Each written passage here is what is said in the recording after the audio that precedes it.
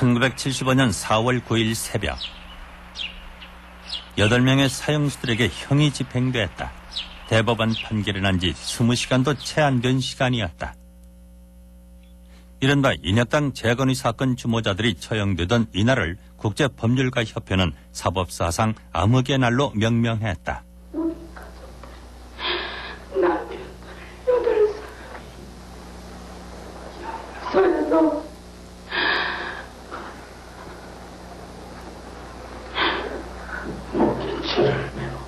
현장에 있어서 사라졌습니다.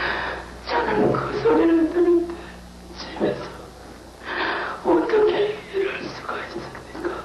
하늘의 마음이지. 저는 얼마나 울었는지 모릅니다.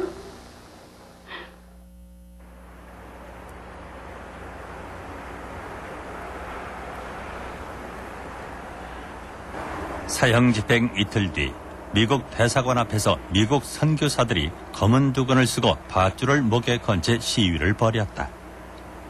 인혁당 관련자 8명의 죽음에 침묵한 미국에 대한 항의였다.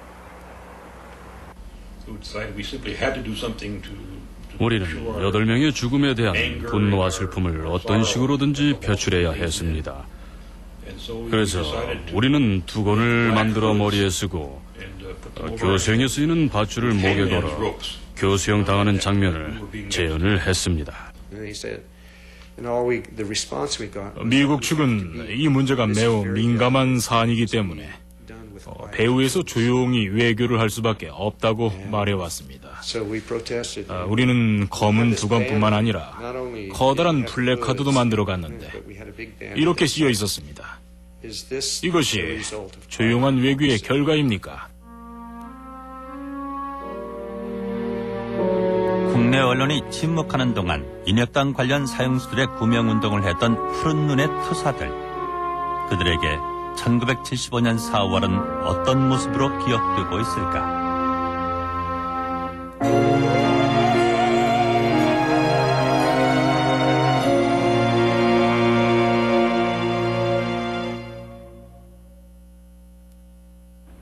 유신체제가 절정에 이른 1974년과 75년은 공포의 병영국가로 표현되곤 합니다.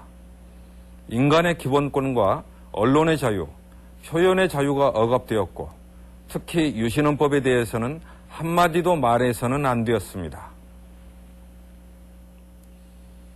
8명의 목숨을 하루아침에 앗아간 인혁당 사건은 이 시기를 상징하는 인권유린의 대표적 사례입니다. 오늘 우리는 이 인혁당 사건을 중심으로 한국 민주화운동사에서 중요한 역할을 했지만 제대로 평가된 적은 없는 외국인 투사들에 대해서 이야기하려고 합니다.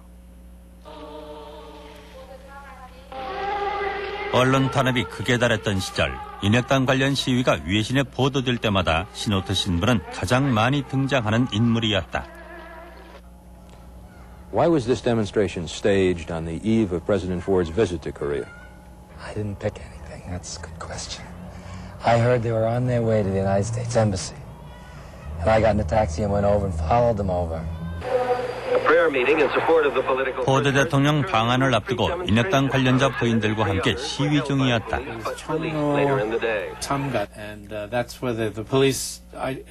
종로 3가였습니다. 기독교 회관 쪽으로 가는 시위 여성들을 경찰들이 제지하면서 충돌이 일어났지요. 그때 찍힌 사진을 보면 저는 몸을 수그린 채 대머리를 드러내고 있습니다.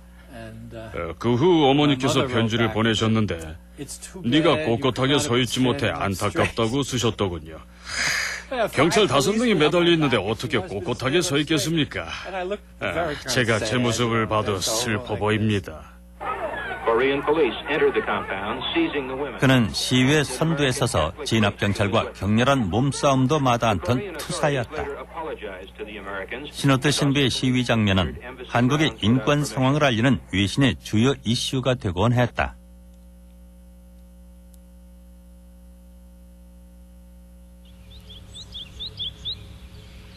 신호트 신부는 인천의 작은 섬 영종도 성당의 주임 신부였다. 1964년 한국에 온 뒤 가난했지만 소박한 신도들과 평화로운 나날을 보내고 있었다. 그런데 그를 변화시키는 사건이 일어나기 시작했다. 삼선 개헌으로 장기 집권 야욕을 드러낸 박정희는 1972년 10월 전국에 비상계엄령을 선포한 뒤 유신헌법을 확정했다. 그러나 난공불락으로 보이던 유신 정권이 흔들리기 시작했다. 민주인사들의 개헌 서명 지지운동이 확산됐고 서울대 물리대생들의 시위를 시작으로 대학생들은 1974년 신학기가 되자마자 민청학년의 이름으로 유신헌법 철폐를 주장했다. 박 대통령은 4월 3일 밤 10시를 기해 학원사태에 관한 대통령 긴급조치 제4호를 선포했습니다.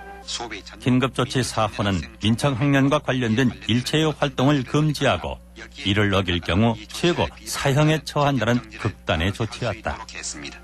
반국가적 불순분자들을 What's this government like?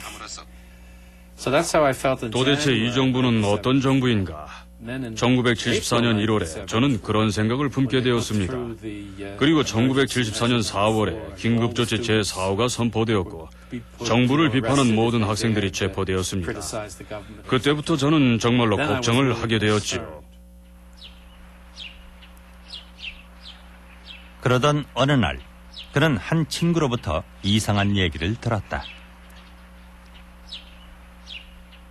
Neil Doherty worked for the American CIA. 닐 도어티는 CIA를 위해 일하고 있었습니다. 그가 제게 말하길 교회 일부 사람들이 연루된 사건이 조작될 거라고 했습니다. 그래서 그게 무슨 뜻이냐고 물었더니 그는 뭔가 조작될 것이라는 말밖에는 할 수 없다고 하더군요. 대한민국 정부는 기독교계나 학생들 또 노동운동하는 사람들을 포함해 정부에 반대하는 모든 세력들을 다 비난하고 싶어 하기 때문에 뭔가 사건을 짜맞출 것이라고 했습니다. 저는 그 말의 의미를 몰랐습니다.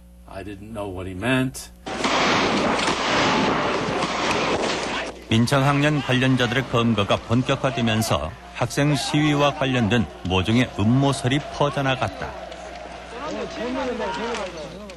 대구의 각 학생들이 많이 불똥은 엉뚱한 곳까지 튀었다. 민청학년 사건이 일어난 지 며칠 뒤 낯선 사람들과 함께 집을 나선 이영규 씨의 남편 하재환 씨는 30년이 지난 지금까지 돌아오지 못하고 있다.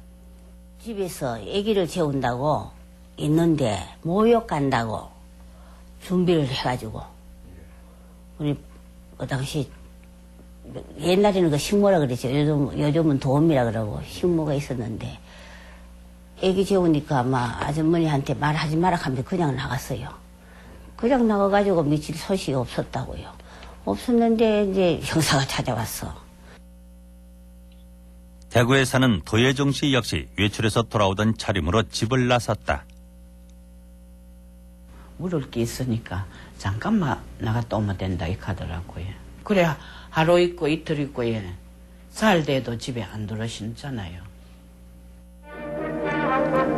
4월 25일 그리고 며칠 뒤 사라진 남편들의 이름이 중앙정보부가 발표하는 민청학년 사건 전모에서 흘러나왔다.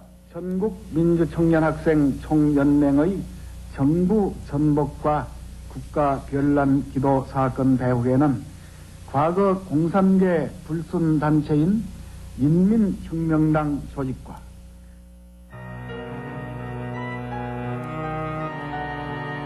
신직수 중앙정보부장은 인혁당이 공산계열의 노농정권 수립을 목적으로 민청학년을 배후에서 조종, 폭력혁명으로 유신정권을 전복하려 했다고 발표했다.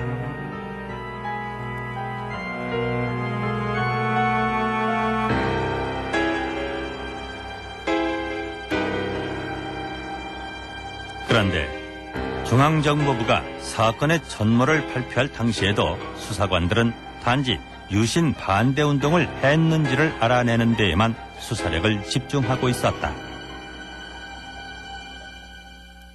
5월 29일 날인가 30일 날 처음으로 소위 인민혁명당 재건이란 말이 들어가는 조서를 받기 시작한 거죠. 그전에는 그런 조사를 받은 적이 없죠. 경찰이나 혹은 중앙정보부에서나 일체 인형이 인자도 말을 한 적이 없고 내가 들은 적도 없어요. 그 이전까지 조서에 꾸며져 있던 내용 중에 인혁당이라는 말은 단 한마디도 없고 그건 저희들이 확인한 바이기도 하고요. 그러니까 발표가 있은 뒤부터 한 2주 동안에 인혁당의 조직도가 다시 그려지고 그걸 꽤 맞추는 수사가 이루어진 거죠. 중앙정보부는 국가를 변란하려던 실체가 없는 인혁당을 중심으로 조직도가 그려지게 된 계기는 1964년 1차 인혁당 사건으로 거슬러 올라간다. 당시 중앙정보부는 혁신계 인사를 중심으로 조직된 소위 인혁당이 북한의 지령을 받아 국가를 전복하려 했다고 발표했다. 그러나 담당 검사들이 사표를 제출하는 등 파동을 겪은 후 재판에서는 인혁당을 조직했다는 주요 혐의에 대해 무죄를 선고했다. 그리고 10년 뒤 인혁당 사건이 부활했다. 유신 반대운동으로 조사를 받던 사람 중에 1차 인혁당 사건 관련자들이 있었기 때문이다. 이들 대부분은 대구 지역을 중심으로 반유신 활동을 하며 평화통일을 주장하던 혁신계 인물이었다. 저끼리 말하니 이거를 혁신 세력들인데 그 혁신정당 뭐 지하조직이라고 뭐 이름 붙이라고도 해봤고 또 입에 다른 또 이름도 붙여보려고 여러 가지 뭐 그렇게 궁리를 했다가인데 마침내는 1차 인혁 관련자들이 이번에 또 몇 사람 관련되기 때문에 그래서 그만 인혁당 그 재건이다. 인혁당 그 재건하려고 그런 사람들이다. 소위 인혁당이 민청학년 배후로 둔갑하게 된 이유는 양쪽과 친분이 있었던 여정남 때문이었다. 처음에 중앙정보부는 여정남을 민청학년의 하수인으로 발표했다가 인혁당과 민청학년을 연결하는 상부 조직으로 둔갑시킨다. 그동안 썼던 조서를 전부 봤거든요. 그 여정남 선배가 그날 우리 집에서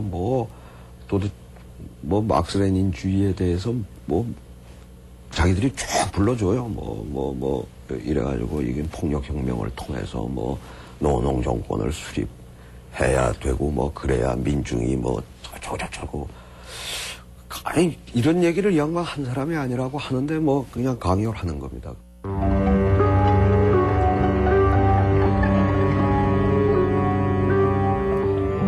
짜여진 각본대로 진술하지 않으면 가혹한 고문이 가해졌다. 고문실은 따로 없었다. 중앙정보부 지하에 있는 보일러실에서 교대로 고문이 가해졌다. 어둠컴컴한데 그 안에서 이제 고문을 하는 거예요. 타월로 손목을 탔어요, 발목이랑. 그러고 묶어요. 그 다음에는 긴 막대기를 갖다가 끼워요. 끼워가지고 책상 2개 놓고 그 사이에 갖다 탁 놓는 거예요. 마치 그 도살장에서 돼지 4발 짐승을 그 2발씩 묶어가지고 막대기 끼워가지고 이렇게 탁 놓는 그거하고 똑같은 거예요. 그 다음에 물고문을 시작해요. 물고문이 상당히 어렵습니다. 물고문도 여기 타월을 여기 코 위에 얼굴에 타월을 말아요. 그 위에다가 물을 갖다 부어요. 호흡이 가파르니까 하면 타월가 입안에 들어갈 정도입니다. 그러니 호흡이 안 되는 거죠. 그러니까 티절로 하고.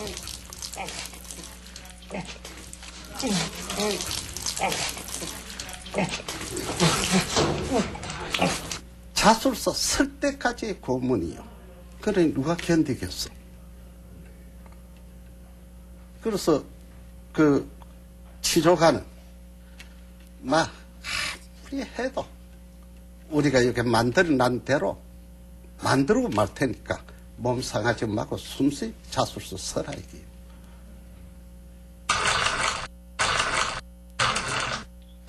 전기 고문까지 동원됐는데 하재환 씨는 심한 후유증을 겪어야 했다. 1심 재판 받을 때 1심 재판 받을 때 내 앞에 하재환 씨가 앉았어요. 하재환 씨가 앉았는데 내가 바로 뒤에 앉았어요. 이 사람이 고문을 얼마나 받았는지 항문이 티 나왔어요. 말하는 창자가 티 나온 터이죠. 이렇게 바로 앉지를 못해가지고 왼쪽으로 이렇게 쭉 앉아요. 앉아가지고 그 창자가 항문이 티 나온 걸 손을 집어여요. 그래 집어여고는 또 이렇게 바꿔가지고 오른쪽으로 또 해가지고 또 집어여 오른쪽으로 앉고 이래가지고 여러 번 하는 거를 내가 뒤에서 앉아서 봤습니다. 그들은 반공법과 내란 예비 음모죄로 기소돼 가족 한 명만 입표가 허락된 비공개 군법 재판에서 사형 선고를 받았다. 재판에서는 어떤 항변도 할 수 없었으며 항소마저 기각됐다. 법원에서요 말도 못하게 해놓으니까 이 사람들 말도 너무 말로 못했어요. 우리가 쭉 엮어가 가잖아 이래 묵가가 쭉 가면 얼굴이라도 보고 싶어 그러면 우리가 이랬다고 참 이러니까 막 멀어가면서 못 보게 하는 기라. 그 사람들도 이래 겉도 보도 못하게 하고요. 그래 얼굴도 못 받고 말도 한마디도 못 해봤고. 우리는 불안하니까 더군다나 사자락가는 무기만 남기달라고 했거든. 사자는 낭떨어지지만 무기는 떨어지지 않고 니로 오니까 우리는 무기만 되면 우리는 더 안 바랜다. 사자 있으면 면허해도 사자가 제일 불안하다. 인혁당 가족들은 지푸라기를 잡는 심정으로 한 외국인 선교사를 찾아갑니다. 당시 한국에는 유신체제 하의 정치 상황과 인권 탄압에 대해서 논의하고 이를 해외에 알리는 외국인 모임이 있었습니다.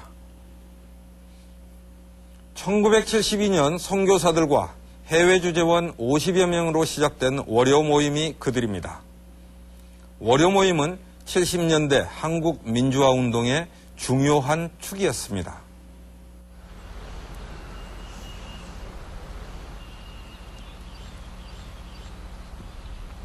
인혁당 가족들이 찾아간 사람은 20년 넘게 한국에 살면서 산업 현장의 노동자들에게 선교 활동을 하고 있던 조지 오글 목사였다.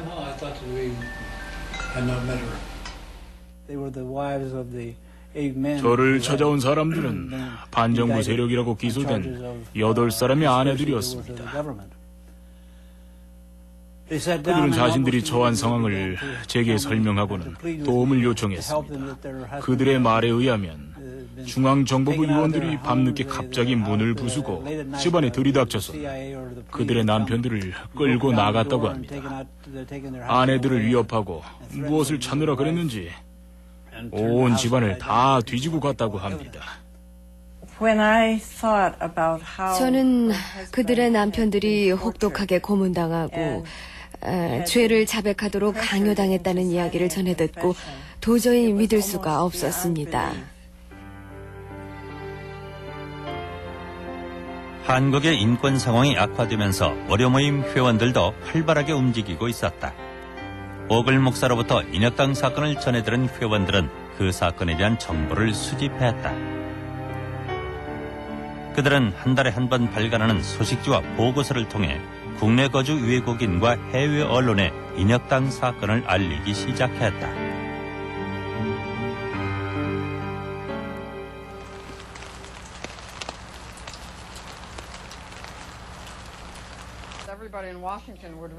월요 모임 회원이었던 린다 존스는 미국에 귀국한 후에는 월요 모임에서 보내오는 보고서를 해외에 알리는 역할을 했다. 이것은 인혁당에 관한 소식지입니다. 1974년 9월에 오글 목사가 인혁당에 관련된 조사에 착수했죠. 그는 인혁당 가족들과 자주 만나 이야기를 했고 64년 1차 인혁당 사건에 대해서도 잘 알고 있었기 때문에 두 사건을 비교해 조사했습니다. 수십 장에 이르는 보고서는 인혁당 사건이 중앙정보부에 의해 고안된 것으로 그들이 공산주의자들과 연계됐다는 증거는 없으며 이 사건은 조작된 것이라고 결론을 내렸다. 오글 목사님은 이 사건이 분명히 조작된 것이라고 확신했습니다. 월요 모임은 오글 목사를 통해 인혁당 사건을 알게 된 거죠. 한국 정부가 무고한 시민에게 사건을 조작해서 죄를 덮어씌우는 것을 보고는 끔찍하다고 생각했습니다. 오글 목사가 그 이야기를 했을 때 모두들 놀랐지만 저는 그야말로 충격을 받았습니다. 왜냐하면 이미 닐 도어티로부터 똑같은 이야기를 들었었기 때문이지요. 그때 저는 제가 가장 많이 알고 있다는 사실을 깨달았고 그들을 도와야겠다는 의무감을 느꼈습니다.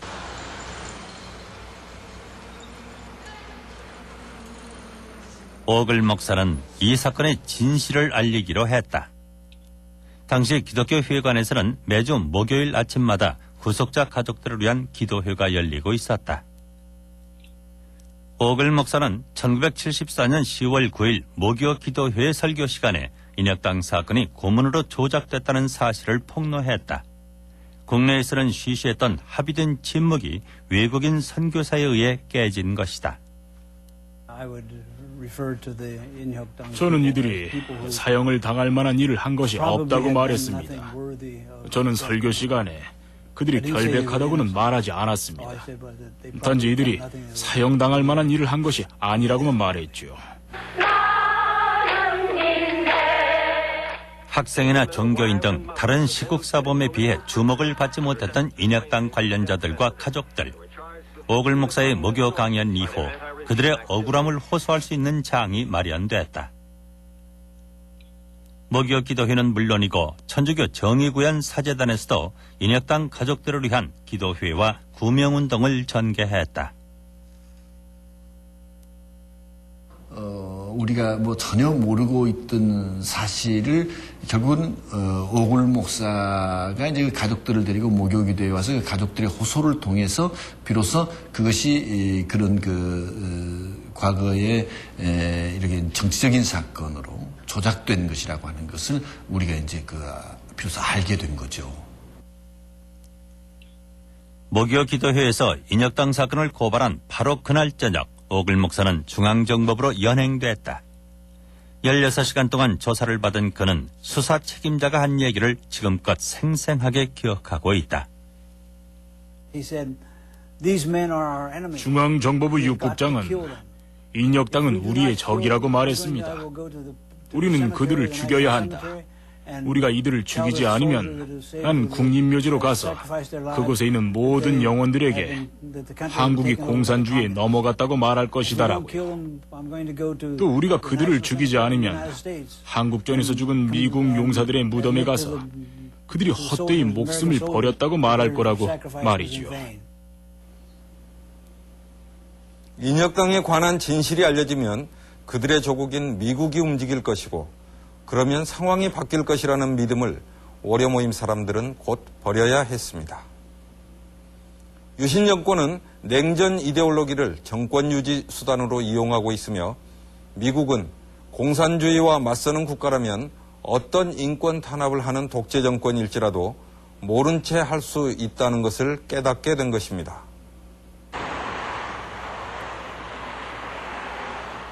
(1974년 11월 22일로 예정된 미국 포드 대통령의 방한을 앞두고 월요 모임은 백악관에 편지를 보냈다. 그들은 포드 대통령의 방한이 극심한 인권 탄압을 자행하고 있는 박정희 정권에 대한 지지로 해석될 수 있음을 우려했다.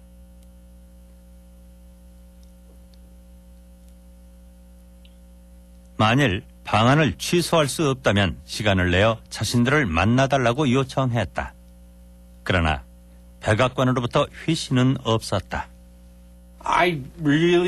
저는 미국의 언론과 미국인들이 한국에서 어떤 일이 벌어지고 있는지를 안다면 변화가 생길 거라고 생각했습니다. 미국 대사에게도 탄원서를 썼고 우리가 아는 모든 것을 이야기하자고 마음먹었습니다. 그것이 민주주의고 그렇게 해야 변화를 가져올 수 있기 때문이었죠. 포드 대통령 방한 직전 한국 정부는 북한이 남침용 땅굴을 파내려오고 있다고 발표했다.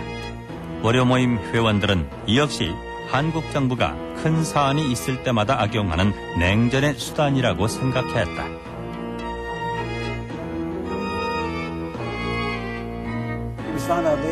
한국 정부는 땅굴이 있다는 것을 오래전부터 알고 있었습니다. 단지 발표를 포드 대통령의 방한 시기에 맞춰서 한 것입니다. 포드 대통령 방한을 앞두고 시노트 신부는 구속자 가족들과 함께 2번의 시위를 벌였다.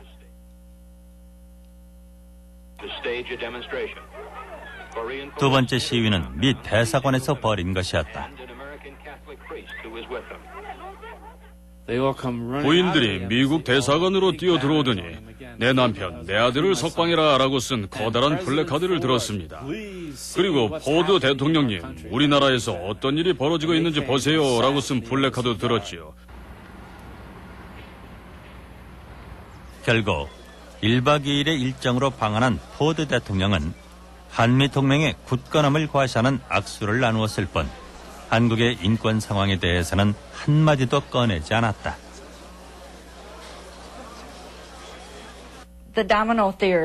도미노 이론 때문이었죠.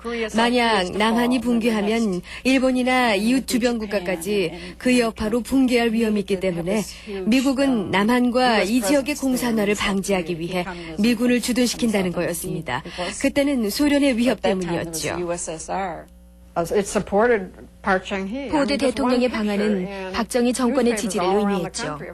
모든 한국 언론들은 양국 대통령이 악수하는 사진을 실었는데 1만 마디의 말보다 효과가 있었죠. 사람들은 그래 아무 문제가 없구나 하고 생각할 테니까요. 포드 대통령은 하루를 한국에서 머무는 동안 월요 모임에는 아무런 메시지도 보내지 않았다.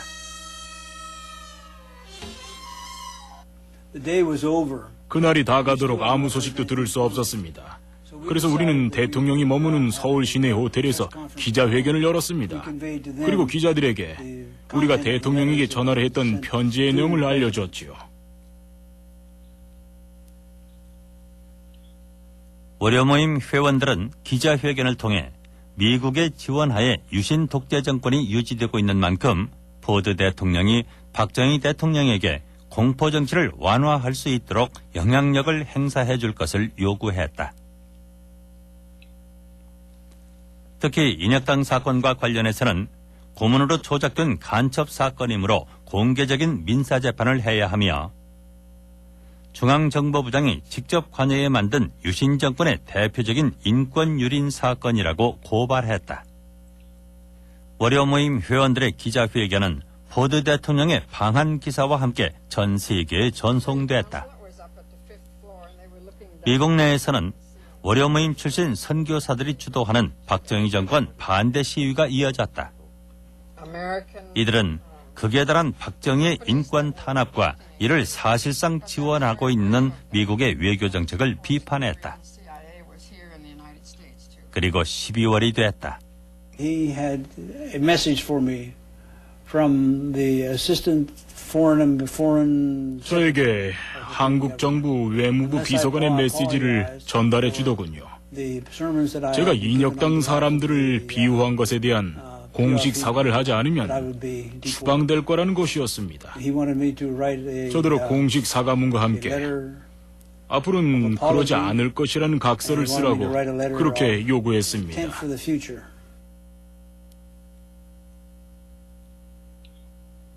오글 목사는 사과하기를 거부했고 한국 정부는 그에게 추방 명령을 내렸다.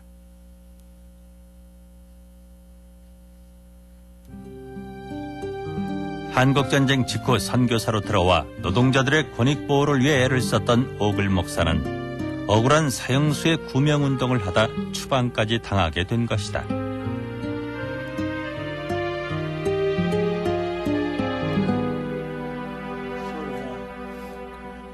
그래도 그의 추방길이 쓸쓸하기만 한 것은 아니었다.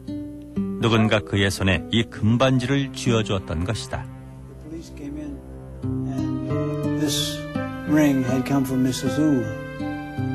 이 반지는 우홍선 씨 부인이 준 것이었습니다. 그녀는 한국 정부 관계자들이 저를 일본으로 보낼지 모른다고 생각했고 일본에 가면 저에게 돈이 없을까 봐 반지를 팔아 음식이라도 사 먹으라고 이 반지를 줬다고 하더군. 전 우홍선 씨 부인에게 편지를 보내 당신의 남편이 석방될 때까지 이 반지를 끼고 있겠다고 했습니다. 그러나 오글 목사는 30년이 지난 지금까지 그 반지를 되돌려줄 수 없었다.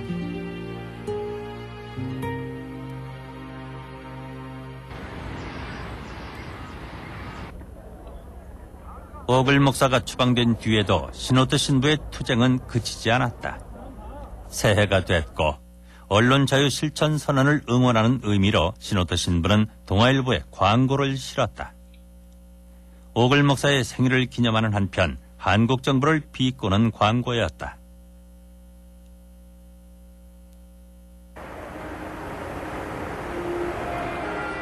공포정차의 유신의 겨울은 춥고 깊었다.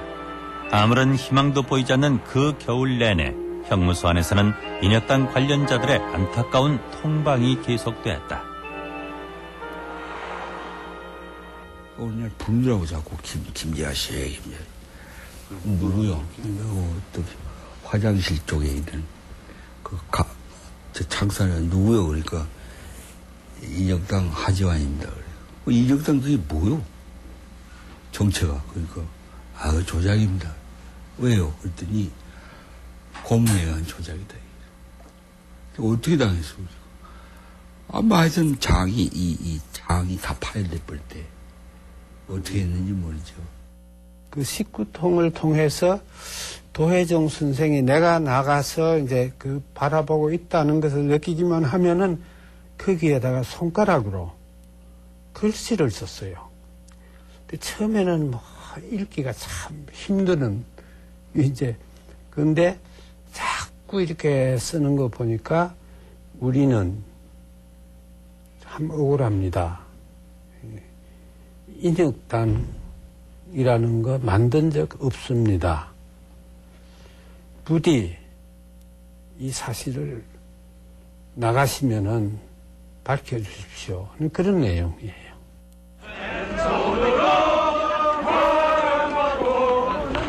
1975년 2월 유신헌법 찬반을 묻는 국민투표가 실시됐고 사흘 뒤 민청학년 등 시국사범들이 석방됐다. 그러나 그 가운데 인혁당 관련자들은 끼어있지 않았다. 그 교도소에 우리는 나오는 줄 알고 교도소에 갔더니 막 되게 지교수를 막 그거 목마 태워가 던지고 하고 할 때 반갑기는 그냥 우리는 울었어요. 얼마나 좋겠노 저 사람들은. 우리들은 집에 가서 애들한테 뭐라고 하면 좋겠노 싶은 생각에서. 그래 이제 석근 씨가 우리를 보듬으면서 당신네들은 역사를 창조한 역사의 어머니시다. 너무 슬퍼하지 마라. 잘 안 되겠나. 이 정부가 오래 가겠나. 잘 될 거야. 그러니까 울면서 내려오고.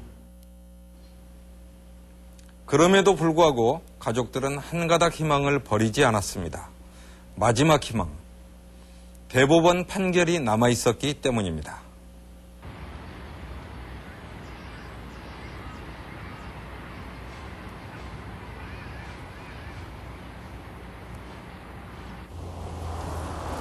(4월 8일) 오전 10시 인혁당 관련자 대법원 선고 공판이 열렸다.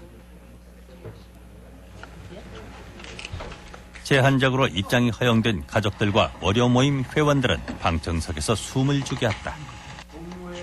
드디어 최종 판결, 상고를 기각하며 사형을 확정한다는 내용이었다. 빈 법정에다가 이름만 척척척척 부르더라고요. 빈 법정에서.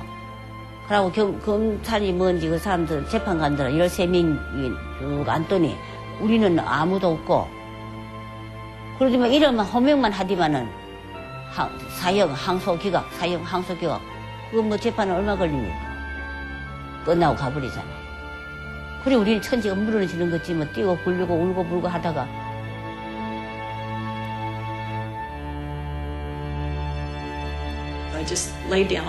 저는 법정 바닥에 누워버렸습니다. 화가 너무나도 많이 났었거든요. 바닥에 누워서는 이곳을 떠나지 않을 거라고 소리쳤지요. 그 시간 서대문 형무소에서는 두 가지 조치가 취해졌다. 사형 집행을 앞두고 채운다는 미제 수정이 인혁당 관련자들의 손에 채워졌다. 또 대법원 판결이 아직 알려지기도 전에 사형장을 청소했다. 대법원 판결 이전에 이미 사형 집행 준비가 끝난 것이다. 그리고 다음 날 새벽,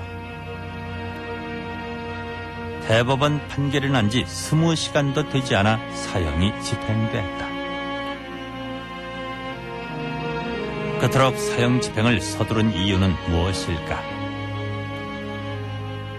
확정 판결이 났으면은 그는 이제 그걸로서 집행을 하면 되는 겁니다. 그러니까 그 아주 괘씸하게 생각을 하고 빨리 집행해버리라 그 말썽꾸러기다. 그때 또 학생들이 막 데모도 많이 일어나고 했을 테니까.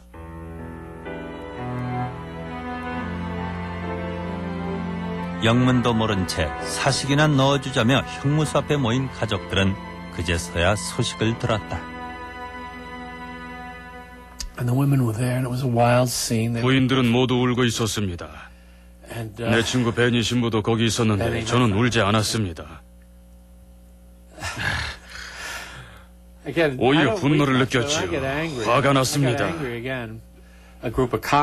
저쪽에 있던 경찰이 다가오더니 한국말로 재미가 어떻습니까 하고 저에게 물었습니다. 한국말로 재미란 무언가 행복한 상태를 의미하는 거지요. 저는 그 경찰에게 재미라니 어떻게 그렇게 말할 수 있어.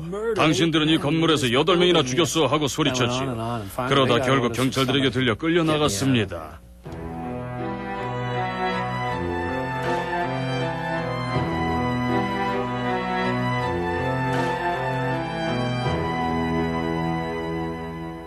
It was sort of like the breath went out of me. I had to sit down. 사형 소식을 듣고 숨이 막혀서 자리에 주저앉았습니다. 왜냐하면 그들이 사형될 것이라고 생각하지 않았기 때문이죠. 전 법정 최고형인 사형을 언도하더라도 나중에 가면 형을 감해주는 그런 간섭 같은 것이 있을 거라고 생각했었거든요. 하지만 제 생각이 틀렸습니다.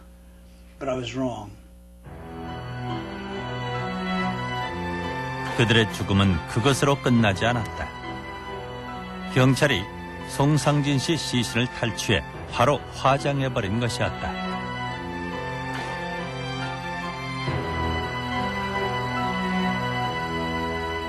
이 사람들은 어제 재판받고 오늘 처형됐다. 이런 억울함이 어디 있느냐. 시신을 빼앗아가려고 한다. 이제 그 과정에서 알았지만 벽제 화장터로 끌고 가라고 한다.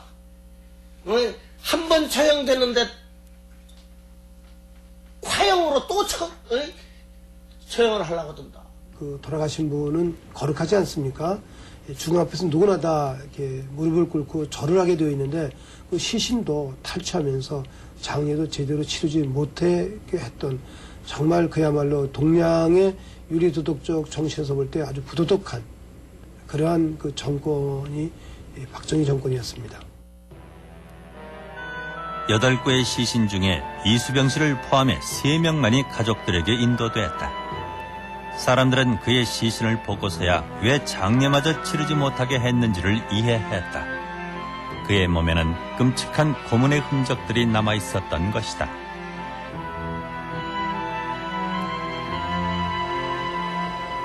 사형 집행 이틀 뒤 월요 모임 회원들은 박정희의 인권 탄압을 사실상 지지한 미국의 침묵외교에 항의했다.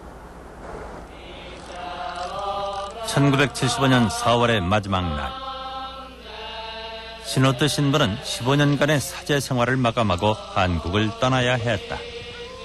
한국 정부는 신호트 신부의 체류 허가 연장을 거부함으로써 사실상 추방 명령을 내린 것이다.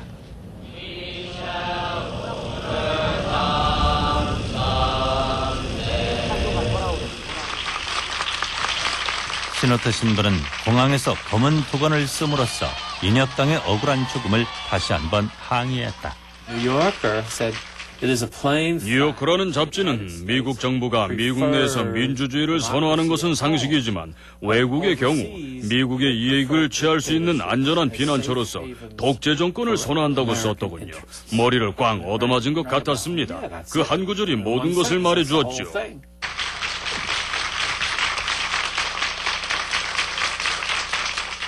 그것이 1년의 투쟁 끝에 얻은 깨달음이었다.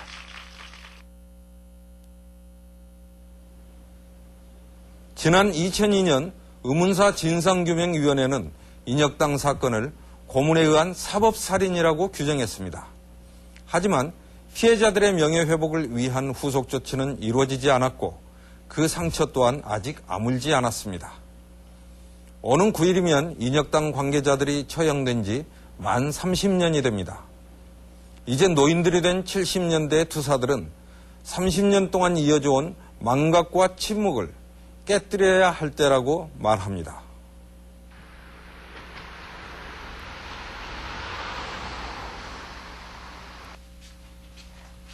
한국에서 추방된 신호트 신부는 전 세계를 돌며 인혁당 사건의 진실을 알렸다. 그리고 지난 2003년에는 한국에서 여생을 보내기 위해 영구 정착했다.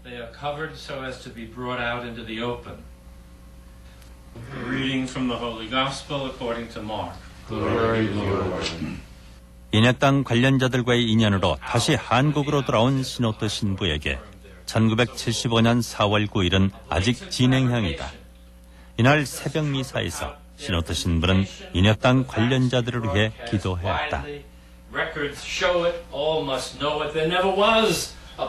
인혁당은 결코 존재한 적이 없습니다.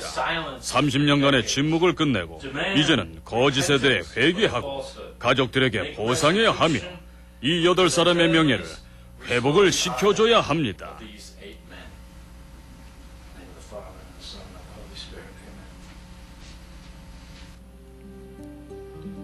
미국으로 추방된 뒤 오글 목사는 인혁당의 진실을 알리기 위해 애쓰는 틈틈이 한국의 노동자, 농민과 함께했던 시간을 몇 권의 책으로 펴냈다.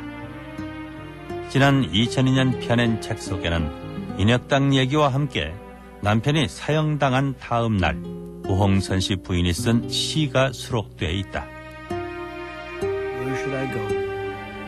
Where should I go from now on to meet you again? Last spring, all of a sudden, you were taken away without any reason. After the spring, summer came, autumn passed, without any sign of your return. All through the long winter, I waited for spring to come. For if spring came, surely I would see you again. Even that dream I'm now deprived of. I am refused to even feel the pain that I had gone through by waiting for you. You were all that I lived for.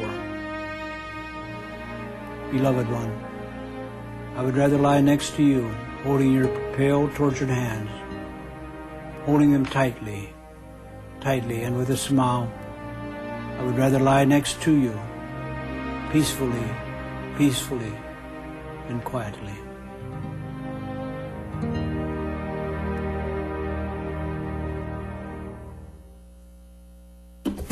이제 시대가 바뀌었다.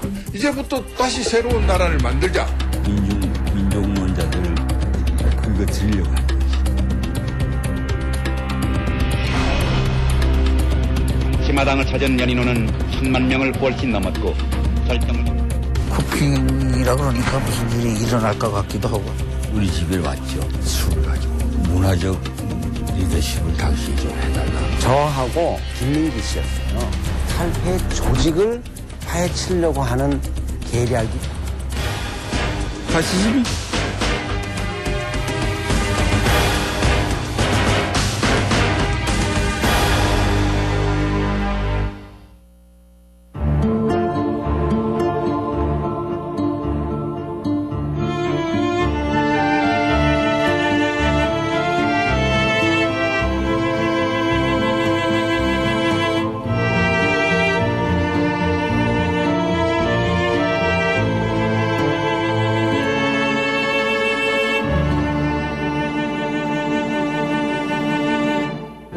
그거 하다가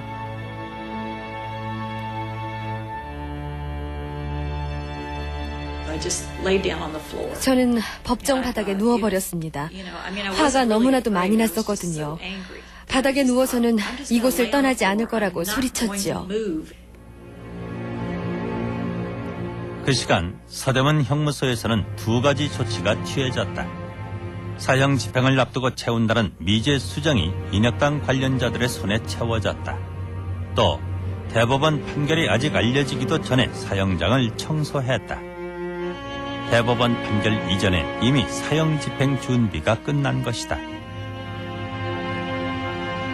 그리고 다음 날 새벽 대법원 판결이 난 지 20시간도 되지 않아 사형이 집행됐다. 그토록 사형 집행을 서두른 이유는 무엇일까? 확정 판결이 났으면은 그거는 이제 그걸로서 집행을 하면 되는 겁니다. 그러니까 그 아주 괘씸하게 생각을 하고 빨리 집행해버리라 그 말썽꾸러기다. 그때 또 학생들이 막 데모도 많이 일어나고 했을 테니까.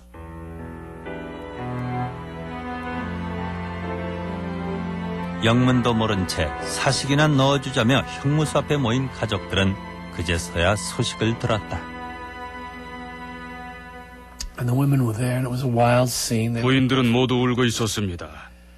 내 친구 베니 신부도 거기 있었는데 저는 울지 않았습니다. 오히려 분노를 느꼈지요. 화가 났습니다. 저쪽에 있던 경찰이 다가오더니 한국말로 재미가 어떻습니까 하고 저에게 물었습니다. 한국말로 재미란 무언가 행복한 상태를 의미하는 거지요. 저는 그 경찰에게 재미라니 어떻게 그렇게 말할 수 있어. 당신들은 이 건물에서 8명이나 죽였어 하고 소리쳤지요. 그러다 결국 경찰들에게 들려 끌려나갔습니다.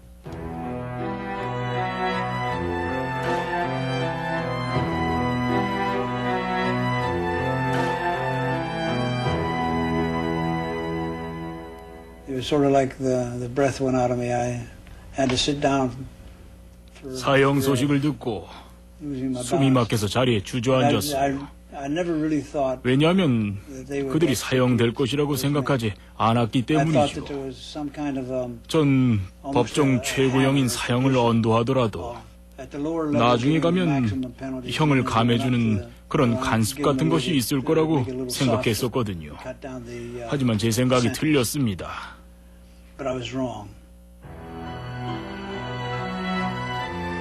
그들의 죽음은 그것으로 끝나지 않았다.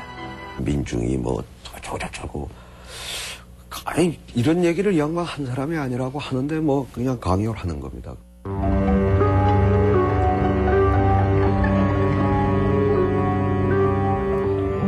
짜여진 각본대로 진술하지 않으면 가혹한 고문이 가해졌다. 고문실은 따로 없었다. 중앙정보부 지하에 있는 보일러실에서 교대로 고문이 가해졌다. 어등큼컴한데 그 안에서 이제 고문을 하는 거예요. 타월로 손목을 다 싸요, 발목이랑. 그러고 묶어요. 그 다음에는 긴 막대기를 갖다가 끼워요. 끼워가지고 책상 2개 놓고 그 사이 갖다 탁 놓는 거예요. 마치 그 도살장에서 돼지 4발 짐승을 그 2발씩 묶어가지고 막대기 끼워가지고 이렇게 탁 놓는 그거하고 똑같은 거예요. 그 다음에 물고문을 시작해요. 물고문이 상당히 어렵습니다. 물고문도 여기 타월을 여기 코 위에 얼굴에 타월을 말아요. 그 위에다가 물을 갖다 부어요. 호흡이 가파르니까 하면 타월가 입안에 들어갈 정도입니다.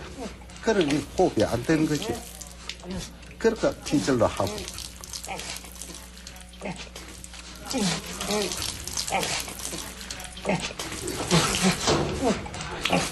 자술서 쓸 때까지의 고문이요. 그러니 누가 견디겠어. 그래서 그 치료가는 막 아무리 해도 우리가 이렇게 만들어난 대로 만들고 말 테니까 몸 상하지 말고 숨쉬 자수서 서라 이게.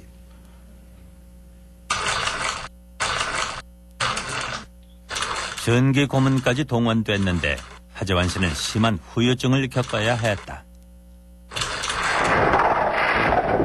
1심 재판 받을 때 1심 재판 받을 때 내 앞에 하재환 씨가 앉았어요. 하재환 씨가 앉았는데 내가 바로 뒤에 앉았어요. 이 사람이 고문을 얼마나 받았는지 항문이 티 나왔어요. 말하는 창자가 티 나온 터이죠. 이렇게 바로 앉지를 못해가지고 왼쪽으로 이렇게 쭉 앉아요. 앉아가지고 그 창자가 항문이 티 나온 거니까 손을 집어여요. 그래 집어여고는 또 이렇게 바꿔가지고 오른쪽으로 또 해가지고 또 집어여 오른쪽으로 앉고 이래가지고 이제 여러 번 하는 거를 내가 뒤에서 앉아서 봤습니다. 그들은 4월 25일 그리고 며칠 뒤 사라진 남편들의 이름이 중앙정보부가 발표하는 민청학년 사건 전모에서 흘러나왔다. 전국민주청년학생 총연맹의 정부 전복과 국가별난 기도 사건 배후에는 과거 03개 불순단체인 인민혁명당 조직과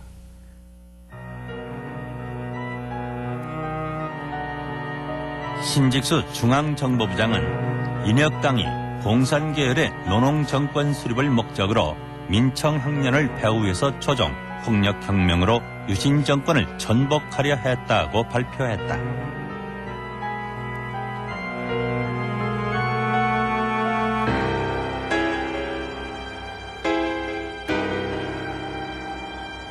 그런데 중앙정보부가 사건의 전모를 발표할 당시에도 수사관들은 단지 유신 반대운동을 했는지를 알아내는 데에만 수사력을 집중하고 있었다. 5월 29일 날인가 30일 날 처음으로 소위 인민혁명당 재건이란 말이 들어가는 조사를 받기 시작한 거죠. 그전에는 그런 조사를 받은 적이 없죠. 경찰이나 혹은 중앙정보부에서나 일체 인형이 인자도 말을 한 적이 없고 내가 들은 적도 없어요. 그 이전까지 조서에 꾸며져 있던 내용 중에 인혁당이라는 말은 단 한마디도 없고 그건 저희들이 확인한 바이기도 하고요. 그러니까 발표가 있은 뒤부터 한 2주 동안에 인혁당의 조직도가 다시 그려지고 그걸 꽤 맞추는 수사가 이루어진 거죠. 중앙정보부는 국가를 변란하려던 실체가 없는 인혁당을 중심으로 조직도가 그려지게 된 계기는 1964년 1차 인혁당 사건으로 거슬러 올라간다. 당시 중앙정보부는 혁신계 인사를 중심으로 조직된 소위 인혁당이 북한의 지령을 받아 국가를 전복하려 했다고 발표했다.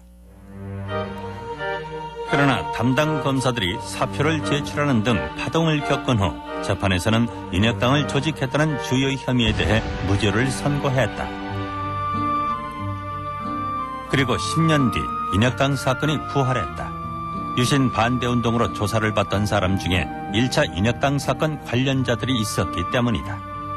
이들 대부분은 대구 지역을 중심으로 반유신 활동을 하며 평화통일을 주장하던 혁신계 인물이었다. 저끼리 말하는 이거를 혁신 세력들인데 그 혁신정당 지하 조직이라고 이름 듣고 도저히 믿을 수가 없었습니다. 한국의 인권 상황이 악화되면서 월요모임 회원들도 활발하게 움직이고 있었다. 오글 목사로부터 인혁당 사건을 전해들은 회원들은 그 사건에 대한 정보를 수집했다. 그들은 한 달에 한 번 발간하는 소식지와 보고서를 통해 국내 거주 외국인과 해외 언론에 인혁당 사건을 알리기 시작했다.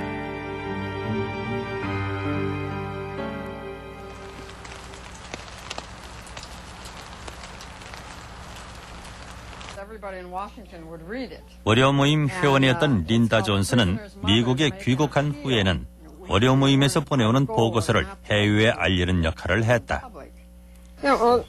이것은 인혁당에 관한 소식지입니다.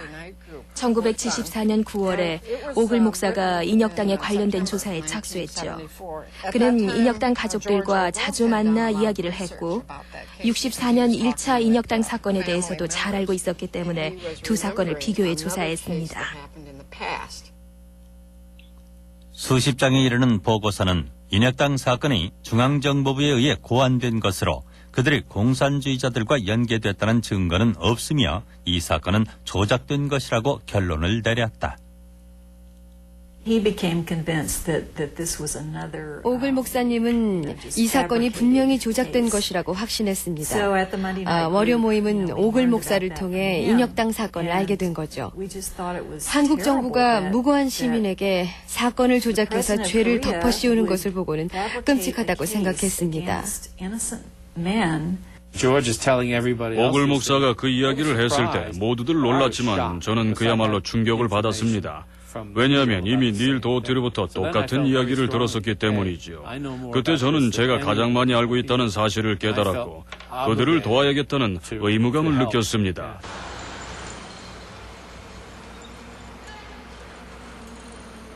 오글 목사는 이 사건의 진실을 알리기로 했다.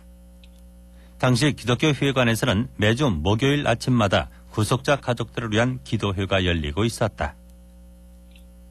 오글 목사는 1974년 10월 9일 목요 기도회 설교 시간에 인혁당 사건이 고문으로 조작됐다는 사실을 폭로했다. 국내에서는 쉬쉬했던 합의된 침묵이 외국인 선교사에 의해 깨진 것이다. 저는 이들이 사형을 당할 만한 일을 한 것이 없다고 말했습니다. 저는 설교 시간에 그들이 결백하다고는 말하지 않았습니다. 단지 이들이 사형당할 만한 일을 한 것이 아니라고만 말했죠. 20시간도 되지 않아 사형이 집행됐다. 그토록 사형 집행을 서두른 이유는 무엇일까? 확정 판결이 났으면은 그거는 이제 그걸로서 집행을 하면 되는 겁니다. 그러니까 그거 아주 괘씸하게 생각을 하고 빨리 집행해버리라 그 말썽꾸러기다. 그때 또 학생들이 막 데모도 많이 일어나고 했을 테니까.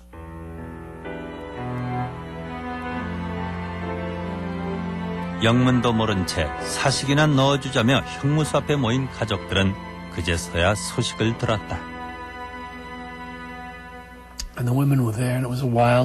부인들은 모두 울고 있었습니다. 내 친구 베니 신부도 거기 있었는데 저는 울지 않았습니다. 오히려 분노를 느꼈지요. 화가 났습니다. 저쪽에 있던 경찰이 다가오더니 한국말로 재미가 어떻습니까 하고 저에게 물었습니다. 한국말로 재미란 무언가 행복한 상태를 의미하는 거지요. 저는 그 경찰에게 재미라니 어떻게 그렇게 말할 수 있어. 당신들은 이 건물에서 8명이나 죽였어 하고 소리쳤지요. 그러다 결국 경찰들에게 들려 끌려나갔습니다.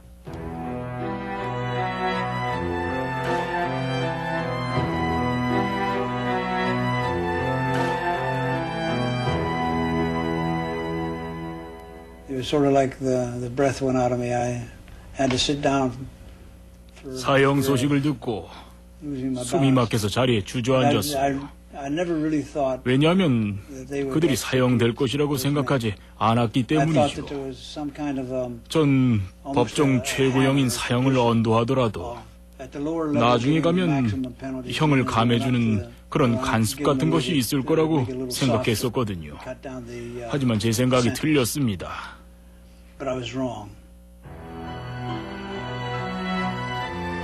그들의 죽음은 그것으로 끝나지 않았다. 경찰이 송상진 씨 시신을 탈취해 바로 화장해버린 것이었다.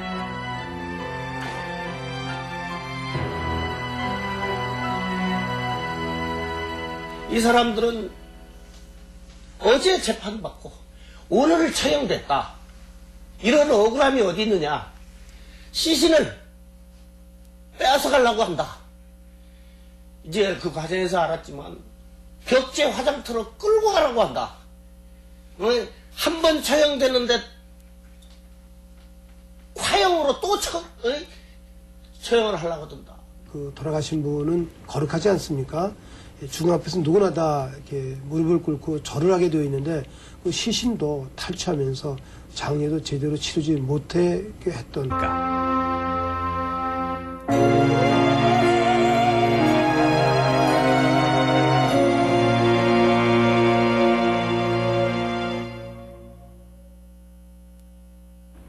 유신 체제가 절정에 이른 1974년과 75년은 공포의 병영국가로 표현되곤 합니다. 인간의 기본권과 언론의 자유, 표현의 자유가 억압되었고 특히 유신헌법에 대해서는 한마디도 말해서는 안 되었습니다.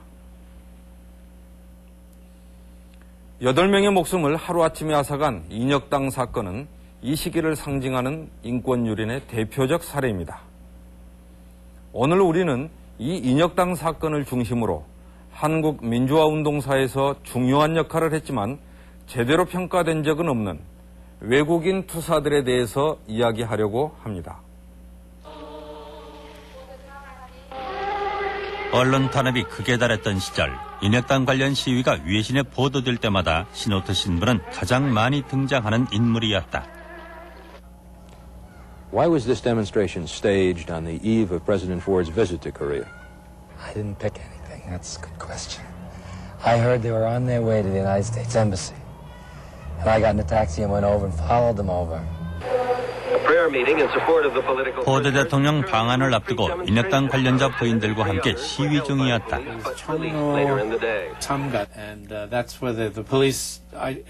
종로 3가였습니다. 기독교 회관 쪽으로 가는 시위 여성들을 경찰들이 제지하면서 충돌이 일어났지요. 그때 찍힌 사진을 보면 저는 몸을 수그린 채 대머리를 드러내고 있습니다. 그 후 어머니께서 편지를 보내셨는데 네가 꼿꼿하게 서 있지 못해 안타깝다고 쓰셨더군요. 경찰 5명이 매달려 있는데 어떻게 꼿꼿하게 서 있겠습니까? 제가 제 모습을 봐도 슬퍼 보입니다. 그는 시위의 선두에 서서 진압경찰과 격렬한 몸싸움도 마다않던 투사였다. 신호트 신부의 시위 장면은 한국의 인권 상황을 알리는 외신의 주요 이슈가 되곤 했다.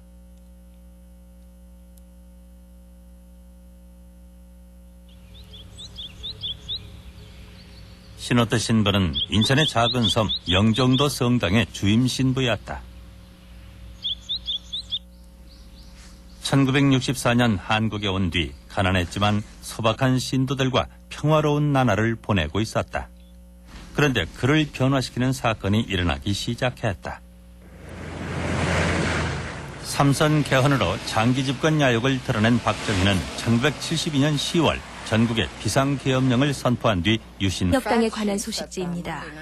1974년 9월에 오글 목사가 인혁당에 관련된 조사에 착수했죠. 그는 인혁당 가족들과 자주 만나 이야기를 했고 64년 1차 인혁당 사건에 대해서도 잘 알고 있었기 때문에 두 사건을 비교해 조사했습니다. 수십 장에 이르는 보고서는 인혁당 사건이 중앙정보부에 의해 고안된 것으로 그들이 공산주의자들과 연계됐다는 증거는 없으며 이 사건은 조작된 것이라고 결론을 내렸다.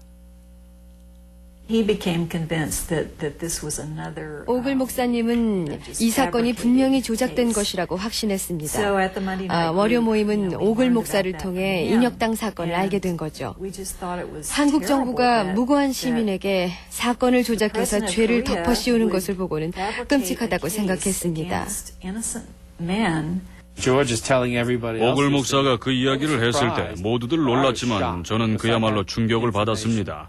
왜냐하면 이미 닐 도어티로부터 똑같은 이야기를 들었었기 때문이지요. 그때 저는 제가 가장 많이 알고 있다는 사실을 깨달았고 그들을 도와야겠다는 의무감을 느꼈습니다.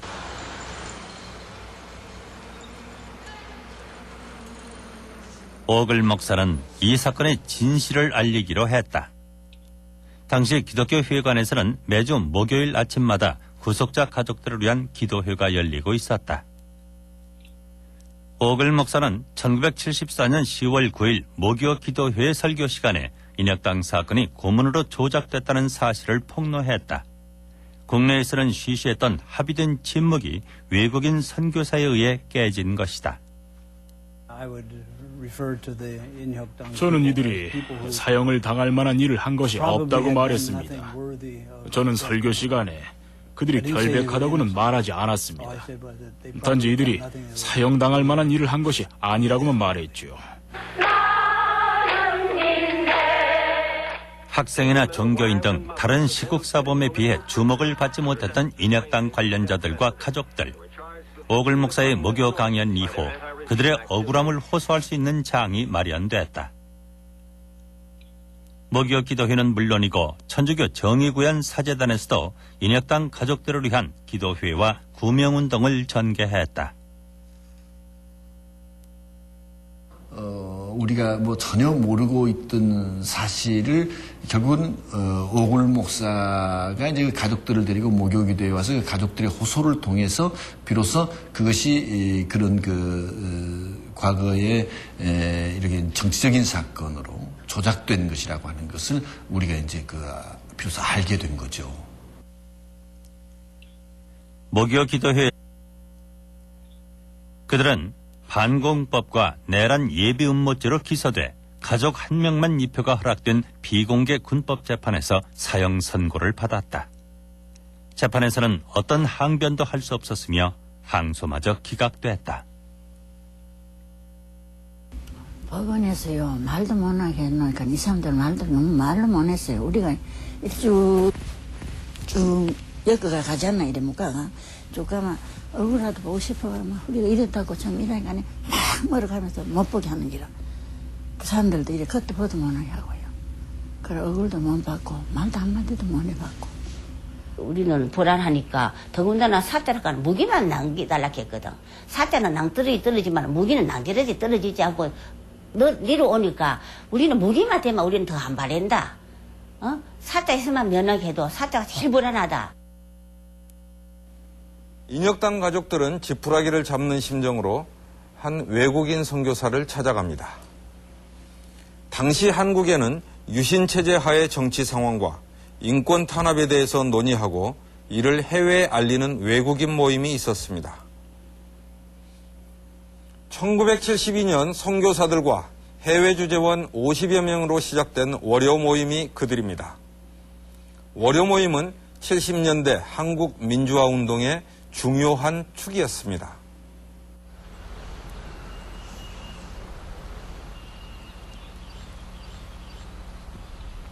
인혁당 가족들이 찾아간 사람은 20년 넘게 한국에 살면서 산업 현장의 노동자들에게 선교 활동을 하고 있던 조지 오글 목사였다.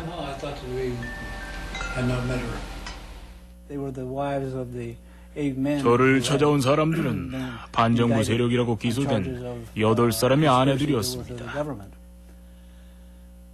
그들은 자신들이 처한 상황을 제게 설명하고는 도움을 요청했습니다. 그들의 말에 의하면 중앙정보부 요원들이 밤늦게 갑자기 문을 부수고 집안에 들이닥쳐서 그들의 남편들을 끌고 나갔다고 합니다.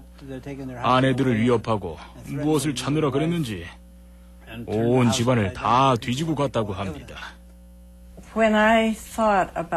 저는 그들의 남편들이 혹독하게 고문당하고 죄를 자백하도록 강요당했다는 이야기를 전해 듣고 도저히 믿을 수가 없었습니다. 한국의 인권 상황이 악화되면서 월요 모임 회원들도 활발하게 움직이고 있었다. 오글 목사로부터 인혁당 사건을 전해들은 회원들은 그 사건에 대한 정보를 수집했다. 그들은 한 달에 한 번 발간하는 소식지와 단지 이들이 사형당할 만한 일을 한 것이 아니라고만 말했죠. 학생이나 종교인 등 다른 시국사범에 비해 주목을 받지 못했던 인혁당 관련자들과 가족들. 오글 목사의 무교 강연 이후 그들의 억울함을 호소할 수 있는 장이 마련됐다. 무교 기도회는 물론이고 천주교 정의구현 사제단에서도 인혁당 가족들을 위한 기도회와 구명운동을 전개했다. 우리가 뭐 전혀 모르고 있던 사실을 결국은 오글 목사가 이제 가족들을 데리고 목요기도에 와서 그 가족들의 호소를 통해서 비로소 그것이 그런 과거에 이렇게 정치적인 사건으로 조작된 것이라고 하는 것을 우리가 이제 비로소 알게 된 거죠. 목요 기도회에서 인혁당 사건을 고발한 바로 그날 저녁 오글 목사는 중앙정법으로 연행됐다. 16시간 동안 조사를 받은 그는 수사 책임자가 한 얘기를 지금껏 생생하게 기억하고 있다. 중앙정보부 육국장은 인혁당은 우리의 적이라고 말했습니다. 우리는 그들을 죽여야 한다. 우리가 이들을 죽이지 않으면 난 국립묘지로 가서 그곳에 있는 모든 영혼들에게 한국이 공산주의에 넘어갔다고 말할 것이다라고요. 또 우리가 그들을 죽이지 않으면 한국전에서 죽은 미국 용사들의 무덤에 가서 그들이 헛되이 목숨을 버렸다고 말할 거라고 말이지요. 인혁당에 관한 진실이 알려지면 그들의 조국인 미국이 움직일 것이고 그러면 상황이 바뀔 것이라는 믿음을 월요 모임 사람들은 곧 버려야 했습니다. 유신 정권은 냉전 이데올로기를 정권 유지 수단으로 이용하고 있으며 미국은 공산주의와 맞서는 국가라면 어떤 인권 탄압을 하는 독재 정권일지라도 모른 채 할 수 있다는 것을 깨닫게 된 것입니다.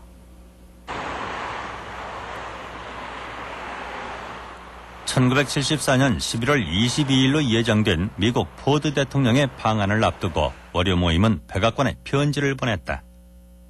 그들은 포드 대통령의 방한이 극심한 인권 탄압을 자행하고 있는 박정희 정권에 대한 지지로 해석될 수 있음을 우려했다.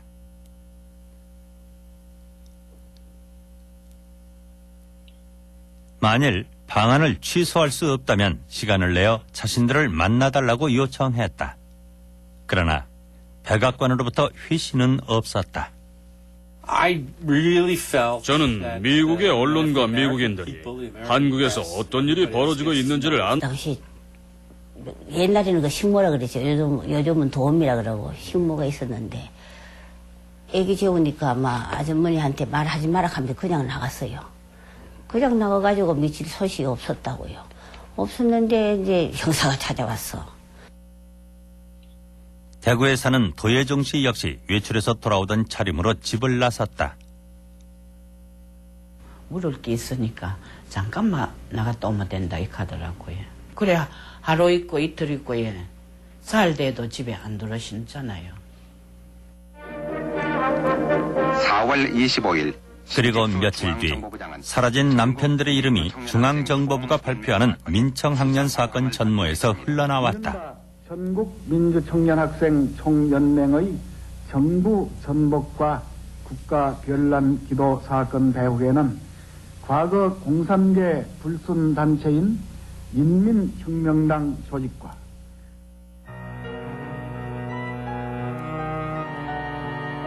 신직수 중앙정보부장은 인혁당이 공산계열의 노농정권 수립을 목적으로 민청학년을 배후에서 조종, 폭력혁명으로 유신정권을 전복하려 했다고 발표했다.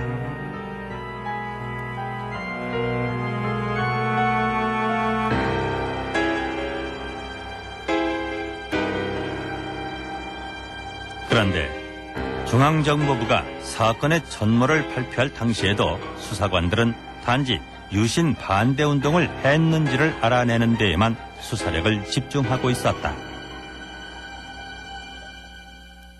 5월 29일 날인가 30일 날 처음으로 소위 인민혁명당 재건이란 말이 들어가는 조사를 받기 시작한 거죠.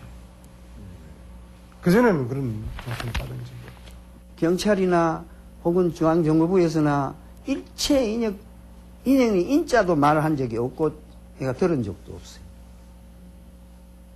그 이전까지 조서에 꾸며져 있던 내용 중에 인혁당이라는 말은 단 한마디도 없고 그건 저희들이 확인한 바이기도 하고요. 그러니까 발표가 있은 뒤부터 한 2주 동안에 인혁당의 조직도가 다시 그려지고 그걸 꽤 맞추는 수사가 이루어진 거죠. 중앙정보부는 국가를 변란하려던 실체가 없는 인혁당을 중심으로 조직도가 그려지게 된 계기는 1964년 1차 인혁당 사건으로 거슬러 올라간다. 당시 중앙정보부는 혁신계 인사를 중심으로 조직된 소위 인혁당이 북한의 지령을 받아 국가를 전복하려 했다고 발표했다. 그러나 담당 검사들이 사표를 제출하는 등